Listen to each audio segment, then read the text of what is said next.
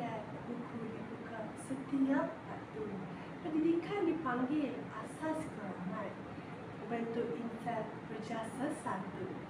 Assalamualaikum warahmatullahi wabarakatuh kepada semua yang menonton pembentangan saya pada hari ini. Saya ingin memperkenalkan diri terlebih dahulu. Saya Amna Yasmin Ismaili binti Isni dan merupakan seorang pelajar dari kelas pendidikan awal kanak-kanak 2. Dan pada hari ini, sukacitanya saya ingin membentangkan tugasan yang ketiga bagi subjek EDUP 3143, iaitu Sosiologi dalam Pendidikan. Simak.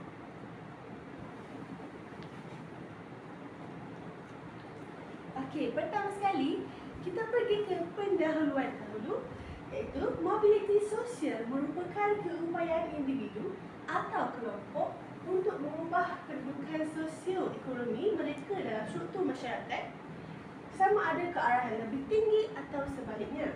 Dalam konteks ini, pendidikan sering dianggap sebagai pemangkin utama kepada mobiliti sosial menegak kerana ia menyediakan pengetahuan, kemahiran dan kelayakan diperlukan untuk mencapai taraf hidup yang lebih baik.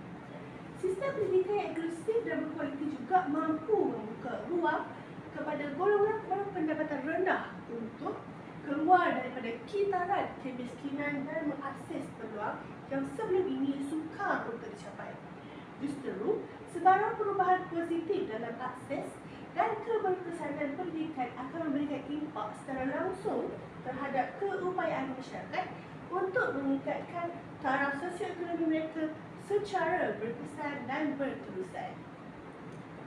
Okey, baiklah, pertama sekali kita akan mengupas dengan lebih lanjut tentang beberapa isu pendidikan yang berlaku di Malaysia pada masa kini. Yang pertama, kita pergi kepada isu yang pertama, iaitu isu keciciran murid sekolah rendah dan sekolah menengah. Okey, ini adalah petikan daripada berita yang saya pilih di dalam internet, iaitu bertajuk kadar keciciran pelajar sekolah rendah dan sekolah menengah menurun, yang dipublishkan pada tarikh 4 hari bulan 2 2022. Seterusnya, ini merupakan data berdasarkan hasil analisis daripada berita tersebut.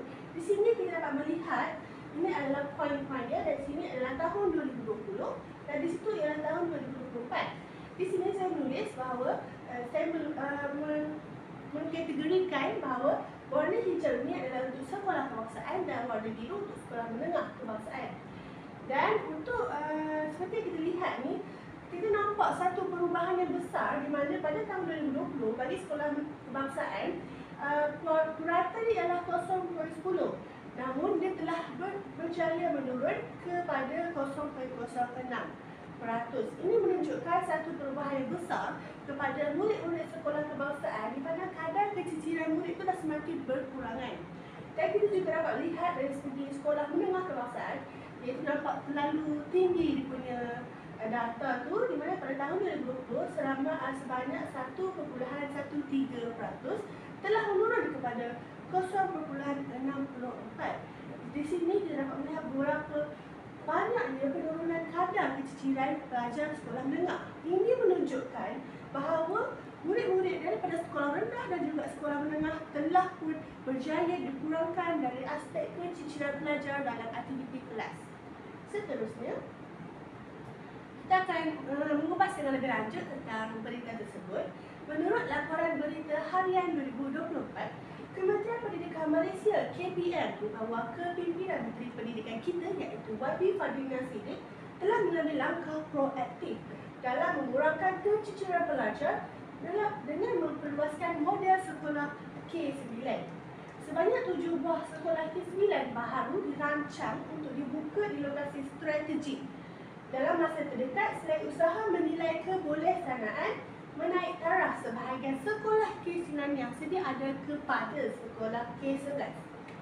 Inisiatif ini juga bertujuan memastikan akses pendidikan yang secara berterusan hingga ke peringkat menengah atas, terutamanya bagi pelajar sekolah luar bandar, sekaligus menyokong agenda nasional dalam memperkukuh mobiliti sosial melalui pendidikan yang inklusif dan berkesan.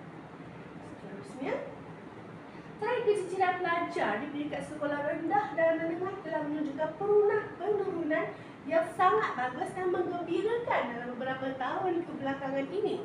Seperti yang kita lihat dalam data sebentar tadi, menunjukkan bahawa kadar kecicilan ini dah semakin ada peningkatan, di mana setiap murid di sekolah menengah dan sekolah rendah ni dilihat mencapai satu agenda pendidikan lah, iaitu mereka tidak lagi ketinggalan dalam kelas. Seterusnya, laporan media tempatan melaporkan bahawa usaha berterusan Kementerian Pendidikan termasuk program sokongan dan intervensi awal telah berjaya mengurangkan jumlah pelajar yang tercicir dari sistem pendidikan. Seperti yang disuarakan oleh YB sebentar dalam petikan tadi, menunjukkan usaha KPM untuk memperbaiki dan meningkatkan lagi kemampuan setiap pelajar, tidak kira dari dalam bandar, terutamanya juga dalam luar bandar. Dan perkembangan ini bukan sahaja mencerminkan kemajuan dalam aspek akses dan keberkesanan pendidikan, malah memberi harapan baharu kepada golongan yang kurang berkemampuan untuk menikmati peluang mobiliti sosial yang lebih baik melalui pendidikan yang berterusan dan inklusif. Seperti yang saya sebutkan, bahawa pendidikan ini adalah untuk diberikan kepada semua pelajar tanpa mengira latar belakang, dan sekaligus apabila pendidikan diberikan secara berkualiti kepada semua pelajar, secara tidak langsung akan mengubah mobiliti sosial kesedaran mereka. Mereka akan lebih menambah baik diri dan dapat meningkatkan taraf kehidupan diri agar menjadi yang lebih baik.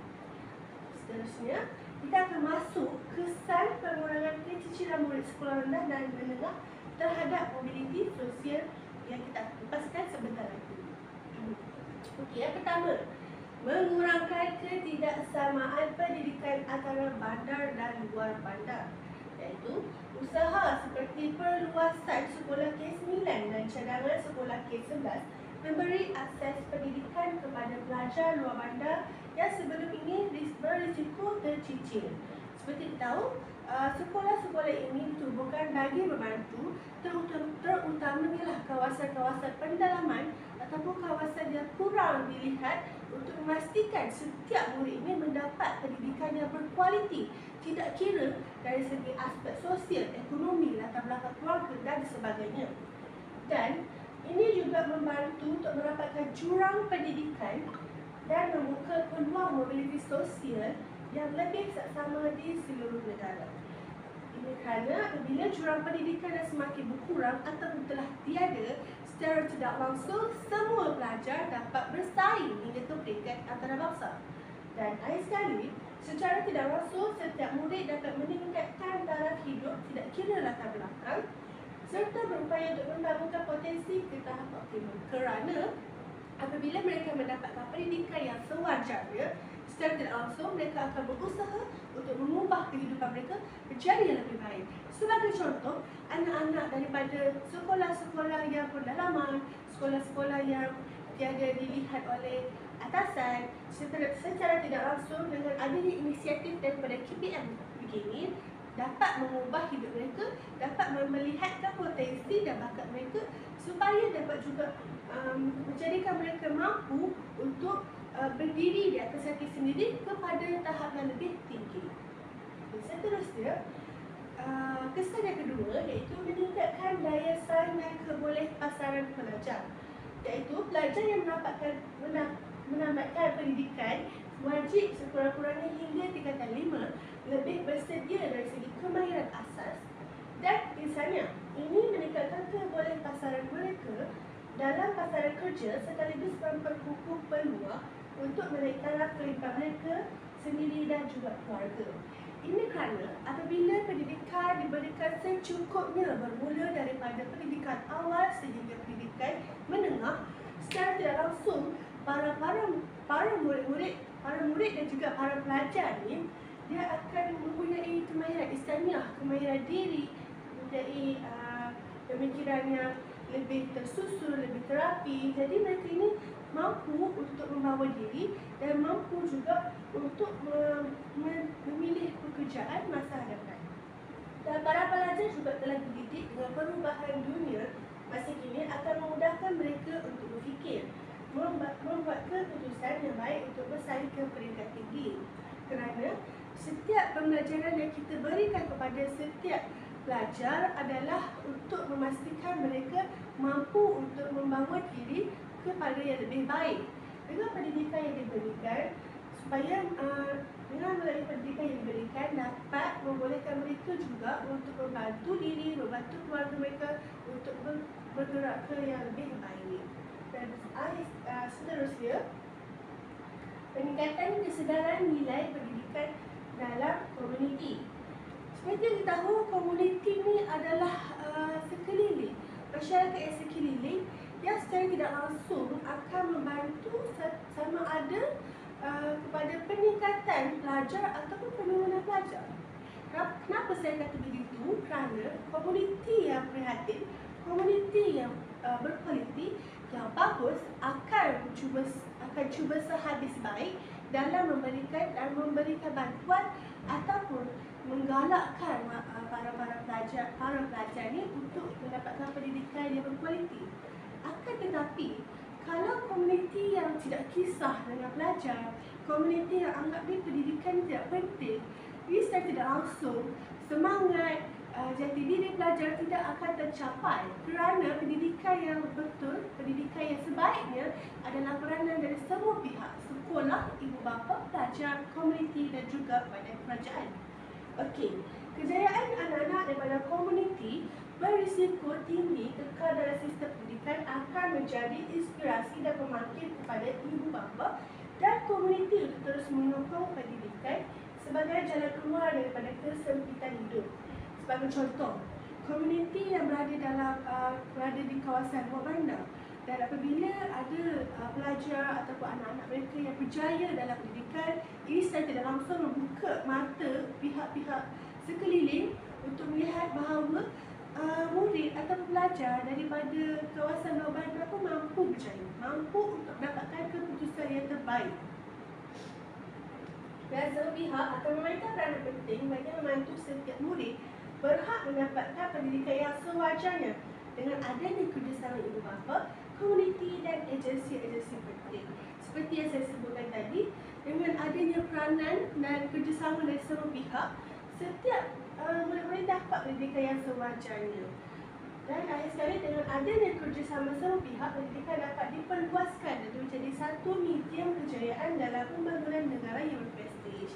Ini bermakna setiap murid, setiap pelajar adalah berhak mendapatkan pendidikan sewajarnya dan dibantu oleh sekeliling mereka supaya mereka mampu, supaya pembangunan negara dapat dipertingkatkan dan negara kita dapat menjadi sebuah negara yang berkualiti. Okey, seterusnya kita akan mengupas isu yang kedua. Di sini, isu yang kedua, isu yang terhangat ataupun dikatakan isu yang masih baru, masih fresh untuk kita kupaskan kerana berkaitan dengan SPM. Seperti yang kita tahu, pelajar calon SPM 2025 telah mengambil keputusan SPM mereka pada minggu ini. Jadi di sini, walau bagaimanapun, saya ingin mengupas tentang beberapa aspek penting yang berkaitan dengan SPM, iaitu Sidil Pembelajaran Malaysia. Okey, isu ini ialah peningkatan jumlah calon SPM gagal dalam semua mata pelajaran.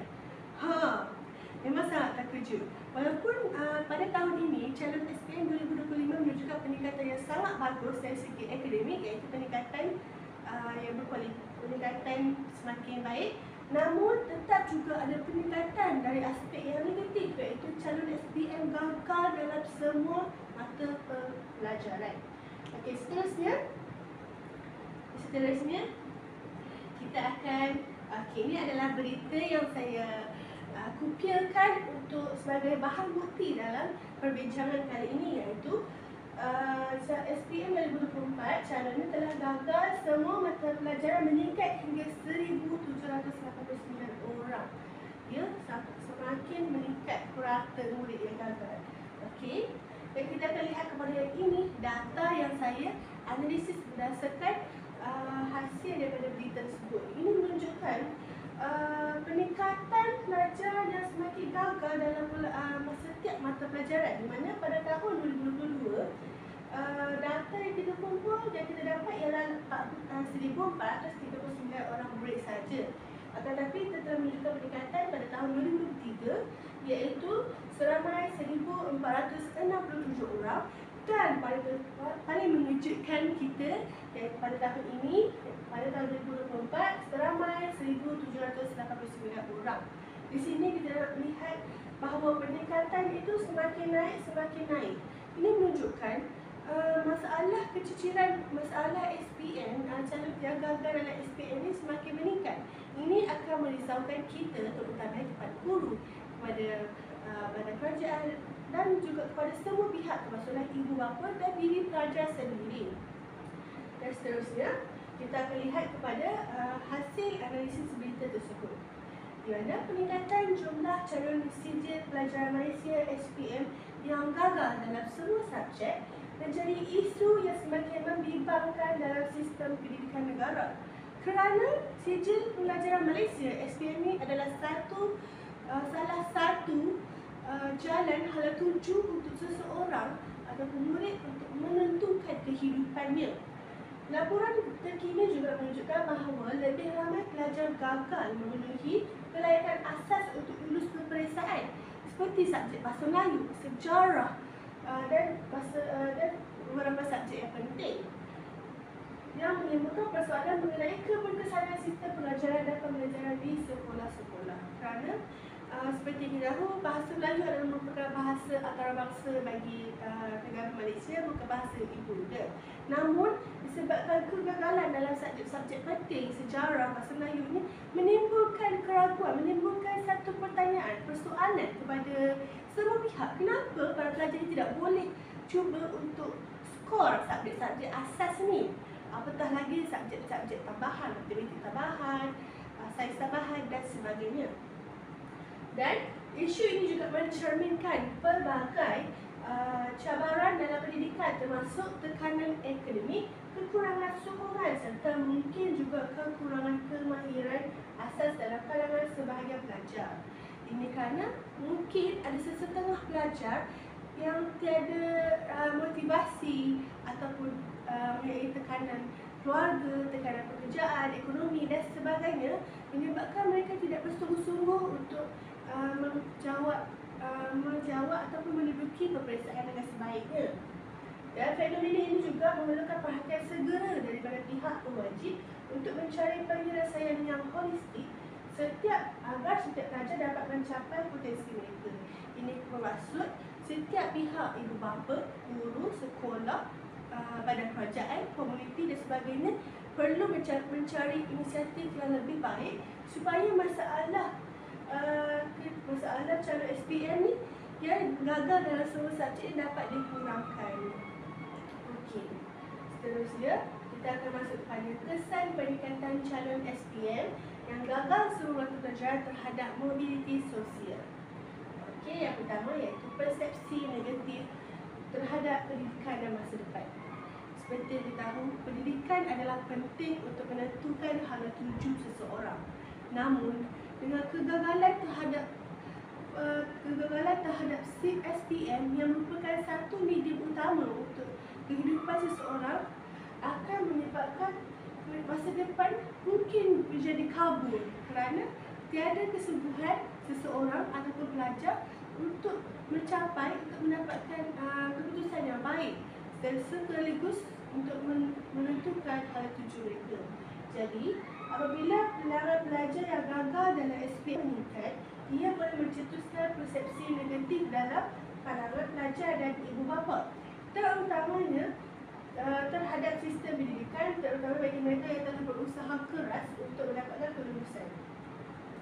Kerana setengah sekolah, guru telah mencuba sehabis baik untuk memberikan pendidikan yang berkualiti, pendidikan yang mencukupi kepada setiap pelajar. Namun bila bilangan pelajar gagal ini semakin meningkat, ia menunjukkan satu tidak konsistensi antara guru dengan pelajar. Mungkin pandangan orang lain mengatakan sekolah tidak memberikan kualiti yang baik, sekolah tidak bersungguh-sungguh untuk membantu pelajar, sedangkan ini juga mungkin salah satu faktornya daripada pelajar sendiri. Dan persepsi ini juga boleh menurunkan motivasi untuk meneruskan pendidikan dan menghalang pelajar daripada berusaha lebih keras dalam menghadapi cabaran akademik. Dan ini juga mengurangkan peluang mereka untuk berjaya dalam kehidupan dan meningkatkan mobiliti sosial. Kerana adanya pandangan negatif dari sebuah pihak akan menjadikan motivasi setiap pelajar itu menurun ataupun menurun secara mendadak. Okay, seterusnya, akhir sekali ini ialah kesan terhadap pembentukan daya saing dalam pasaran kerja. Kita tahu selepas habis SPM, kita mungkin akan menyambung pembelajaran peringkat diploma, peringkat ijazah. Tapi mungkin juga ada pelajar yang akan meneruskan hal tujuan melalui pekerjaan. Namun, apabila gagal SPM dan semua mata pelajaran ini akan menyukarkan pelajar itu sendiri untuk memperoleh pekerjaan. Seperti yang kita tahu, minimal untuk memasuki kerja seperti kerja kilang dan sebagainya pun memerlukan kelulusan dalam SPM, memerlukan pelajar mencapai beberapa grade supaya dapat dimasukkan dalam pekerjaan tersebut. Akan tetapi bila adanya dengan melalui kegagalan dalam SPM ni akan menyukarkan lagi lah para pelajar untuk mendapatkan pekerjaan yang bersesuaian ataupun sekurang-kurangnya dapat membantu meningkatkan taraf hidup mereka. Dan peningkatan calon SPM yang gagal dalam semua mata pelajaran dapat memberi impak negatif terhadap daya saing mereka dalam pasaran kerja. Seperti yang kita selalu tahu, kegagalan dalam SPM ini secara tidak langsung akan memberikan impak negatif. Sebagai contoh, pelajar yang mendapatkan pendidikan ataupun sekurang-kurangnya SPM mereka ialah kredit dan juga menunjukkan keputusan yang positif. Dan dibandingkan dengan pelajar yang gagal dalam semua mata pelajaran, ini menunjukkan pelajar yang lulus, pelajar yang mendapat grade yang lebih baik akan dipilih kerja berbanding pelajar yang gagal semuanya. Dan tanpa kelulusan SPM, peluang untuk mendapatkan pekerjaan yang stabil dan berkualiti menjadi semakin terhad. Jadi kerana pelajar yang berpendidikan, pelajar yang berkebolehan, pelajar daripada diploma, ijazah akan lebih dipilih untuk bekerja dalam satu sektor berbanding pelajar yang gagal dalam semua mata pelajaran. Ini kerana mungkin ada kepercayaan daripada para majikan mengatakan mungkin kita ambil pelajar yang berpendidikan ni lebih bagus, lebih berkualiti kerana mereka memiliki kemahiran, mereka memiliki pengetahuan berbanding pelajar yang gagal dalam semua mata pelajaran. Dan kebanyakan majikan di Malaysia meletakkan syarat kelulusan SPM sebagai syarat asas untuk kemasukan dalam banyak sektor pekerjaan. Seperti yang saya sebutkan tadi, banyak majikan yang mementingkan SPM pada masa kini. Dan akhir sekali, pelajar yang gagal dalam SPM berisiko menghadapi kesukaran dalam mencari pekerjaan yang memberi peluang untuk berkembang dan meningkatkan kualiti hidup. Kerana pelajar yang gagal ni, dia sangatlah susah untuk mendapatkan pekerjaan, lebih-lebih lagi pekerjaan yang high demand, pekerjaan yang rata-ratanya majikan tak kelulusan dalam SPM.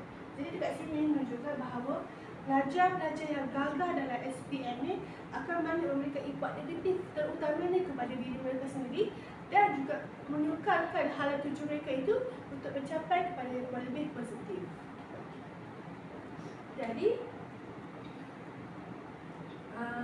Jadi saya rasa itu sahaja untuk pembincangan saya pada kali ini. Sekiranya ada persoalan boleh komen di bawah. Sekian, terima kasih. Bye. Boleh pula komen di bawah. Setengah jam juga lah, weh.